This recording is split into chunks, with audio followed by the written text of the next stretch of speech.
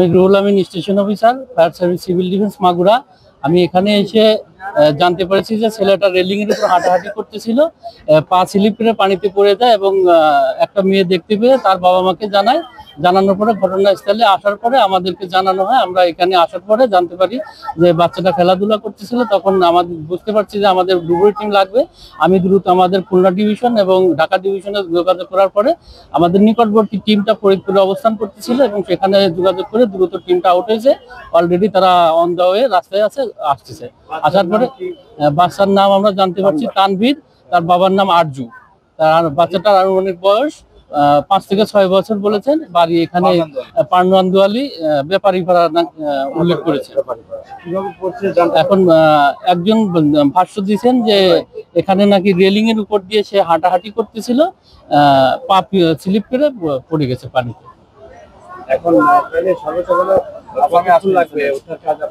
এখন আমাদের যেহেতু এখান থেকে ফরিদপুর 50 কিলো রাস্তা, গাড়িটা যদি রাস্তায় কোনো সমস্যা না হয় ওরা 1 ঘন্টার মধ্যে পৌঁছে যাবে। তারপরে আমাদের এখানে নৌকার ব্যবস্থা হলে ভালো হবে, কারণ পানিতে করতে হবে, আর না হলে সাইডের থেকে।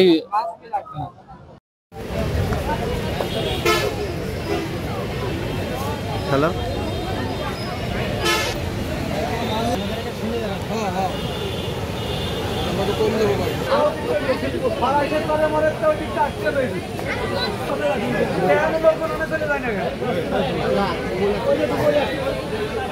আসসালামু আলাইকুম। আমার নাম মোহাম্মদ ইব্রাহিম হোসেন। সকালে 2-3টা বাচ্চা এখানে খেলা করতেছিল। খেলা করার পর ওদের ফোনের যে ব্যাকপার্ট ছিল, ওই ব্যাকপার্ট বা খেলা জাতীয় কিছু পড়ে যায়।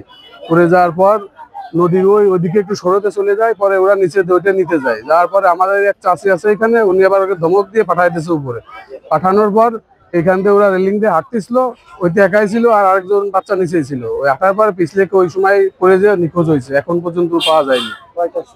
এটা আপনার তাও তখন প্রায় 10:30টার আগে, হ্যাঁ ওই রকমেরই বাজে। আমাদের এখানে ফায়ার সার্ভিস সঙ্গে কথা বললাম, তাদের ফায়ার সার্ভিস ইউনিটে ডুবুরি নাই।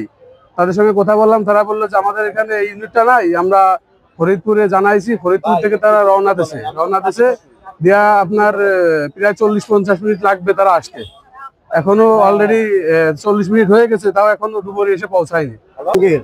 সামনে আমরা শুনতে পেলাম যে একটি শিশু পানিতে ডুবে গেছে। আমরা সংবাদে তাৎক্ষণিক আসলাম। আমরা চাই যে এলাকাবাসীর পক্ষ থেকে প্রত্যেকটা বছর আমরা দেখতে পাই যে লোক মারা যায়।